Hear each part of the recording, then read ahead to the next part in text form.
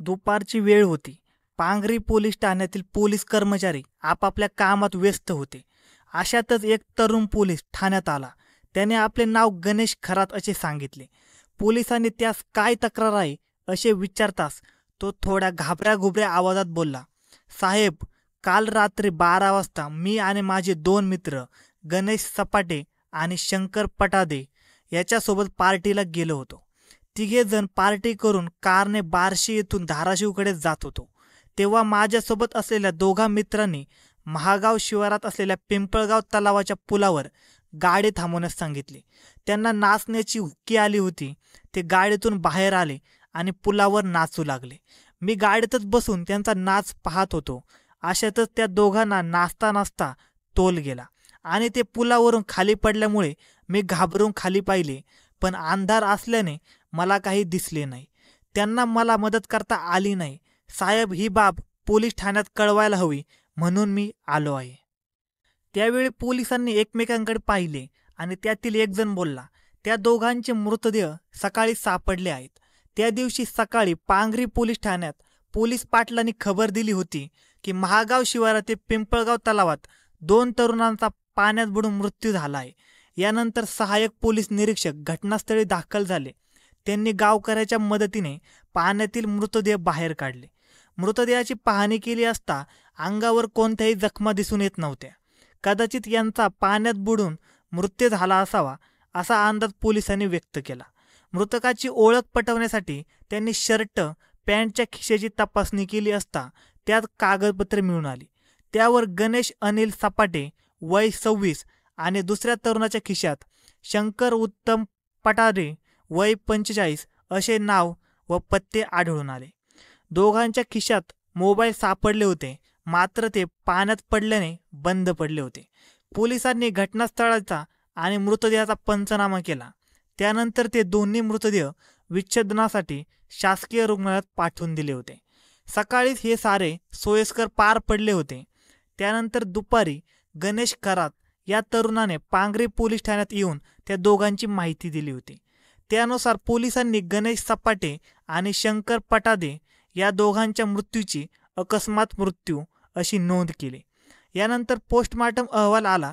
त्यामध्ये पाण्यात बुडून मृत्यू असा रिपोर्ट देण्यात आला होता.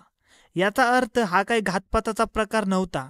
तरीही पोलिसांनी याबाबत तपास सुरू केला, कारण गणेश खरात यांनी सांगितलेल्या माहितीमध्ये ते दोघे नाचत असताना त्यांचा तोल जाऊन ते पडले आणि ते पाण्यात बुडून मरण पावले होते. हा अकस्मात मृत्यूचा प्रकार होता. याबाबत पोलिसांनी वेगवेगळ्या पद्धतीने चौकशी सुरू केली. दोघांचे मोबाईल नंबर तपासले. यांचा कोणाकोणाबरोबर संपर्क झाला आहे याची माहिती काढून त्या व्यक्तींकडे चौकशी केली. घटना घडतेवेळी गणेश खरात उपस्थित होता. यामुळे आर्थिक देवाणघेवाणवरून गणेश खरात यांनी दोघांना पाण्यात टाकून त्यांचा खून केला असावा. त्यांना पोहता येत नसल्याने ते बुडाले असा देखावा त्याने केला असावा अशी पोलिसांना शंका येत होती. पोलीस यांनी कसून चौकशी करत होते. त्यांच्यावर प्रश्नाचा भडीमार करत होते. त्यातून जी काही माहिती मिळाली ती पोलिसांना अवाक करणारी होती. यामध्ये गणेशने सांगितले की शंकर पटाडे याची पत्नी रुपाली हिच्याबरोबर त्याचा मित्र गणेश सपाटे याचे प्रेम प्रकरण सुरू होते. याची माहिती शंकरला समजली तेव्हा त्याने रुपालीला मारहाण करण्यास सुरुवात केली. मारहाण व भांडणास रुपाली कंटाळली होती. तेव्हा तिने आपला मित्र गणेशला शंकरचा काटा काढण्यास सांगितले. त्याप्रमाणे गणेश याने शंकरला ठार मारण्याचा प्रयत्न केला. पार्टी करू म्हणून त्याने शंकर याला बोलावून घेतले. तसेच गणेश यालाही सोबत घेतले. आता ते तिघेजण हे कारने एका हॉटेलात गेले. तिथे ते तिघेही दारू प्यायले.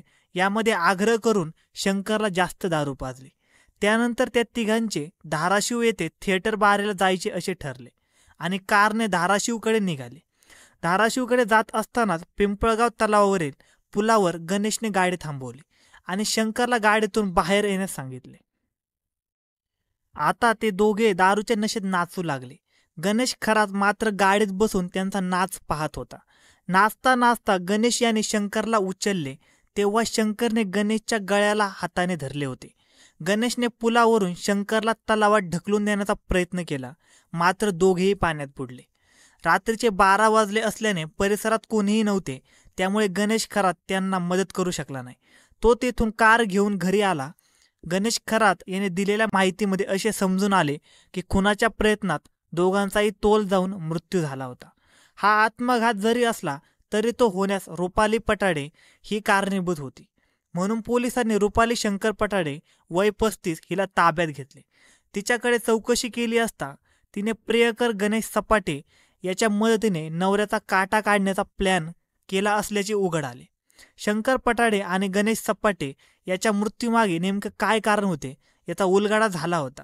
या प्रकरणात सखोल तपास करायचा असल्याने पोलिसांनी रुपाली हिला न्यायालयात उभा केले असता तिला 3 दिवसाची पोलीस कोठडी ठोठावली. पोलीस कोठडीत रुपालीने सविस्तर माहिती दिली. रुपाली आणि शंकर पटाडे यांचा प्रेमविवाह झाला आहे. या विवाहात शंकरच्या घरातून विरोध होता, तरीही शंकरने रुपालीशी विवाह केला. शंकर हा किराणा दुकानदार व हॉटेल यांना लहान जकली तसेच शेव पुरवण्याचा व्यवसाय करत होता. व्यवसाय चांगला चालत होता. शंकर आणि रुपाली हे स्वतंत्र राहत होते. दोघांचाही संसार सुखाचा चालला होता. या दाम्पत्याला एक मुलगा आणि एक मुलगी झाली. शंकर याने कार खरेदी केली होती. कारवर चालक म्हणून गणेश सपाटे याला ठेवण्यात आले होते. गणेश सपाटे हा अविवाहित होता. शंकर रुपाली यांची दोन्ही मुले 18-20 वर्षाची होती. त्या दोघांचा शिक्षणाचा खर्च वाढल्याने शंकर हा दिवसरात्र कष्ट करत होता. त्यामुळे त्याचे रुपालीकडे दुर्लक्ष होऊ लागले होते. दोघांमधील शरीरसुखही कमी झाले होते. रुपाली 35ची होती. तिला शरीरसुख हवे असायचे. घरात सर्व सुख होते पण शरीरसुख मिळत नसल्याने ती तडफडत होती. अशातच तिचे लक्ष तरुण गणेश सपाटे याच्याकडे गेले. तिने त्याला आपल्या जाळ्यात ओढायचे ठरवले.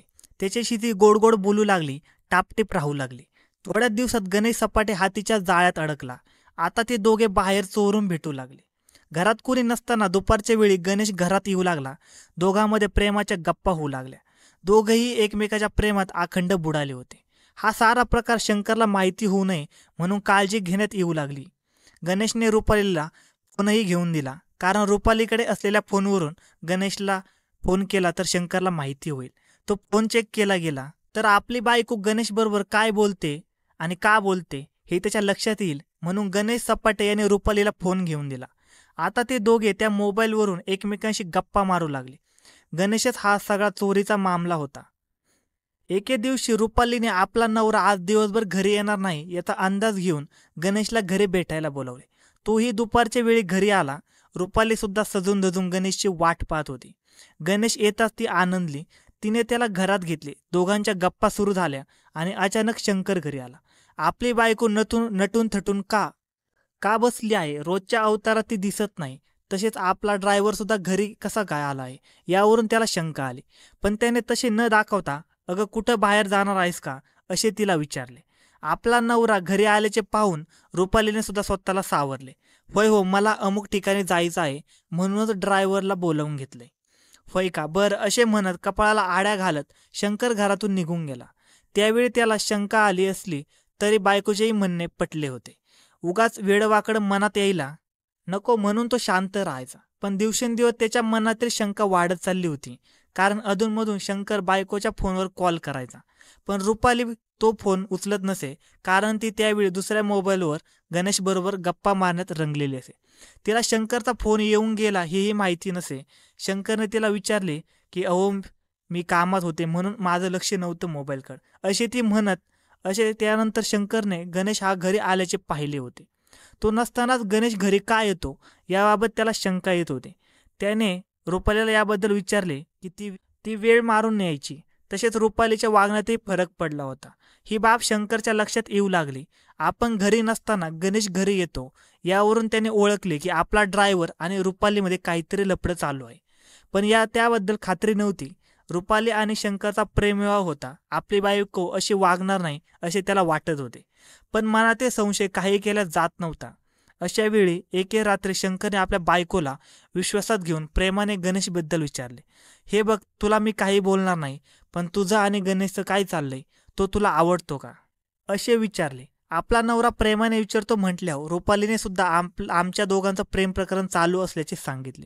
शंकर त्यावेळी काही बोलला नाही, पण त्याचा विश्वासघात झाल्याने तो दुखावला गेला होता. आता तो रुपालीशी छोट्या छोट्या कारणावरून भांडणं काढू लागला.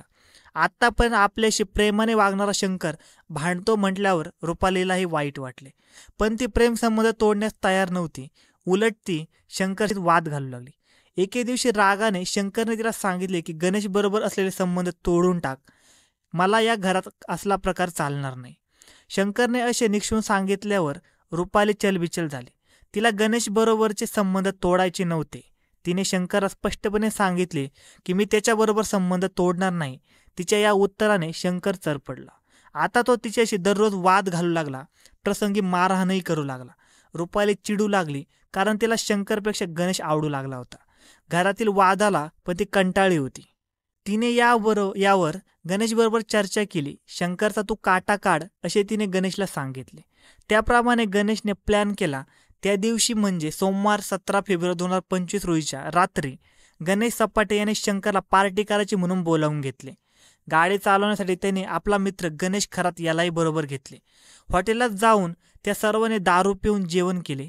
यावेळी शंकरला दारू जास्त पाजण्यात आली होती. जेवण खाणे झाल्यावर आपण थिएटर बाहेर जाऊ असे ठरले. त्यानुसार तिघे जण कारने धाराशिवकडे निघाले.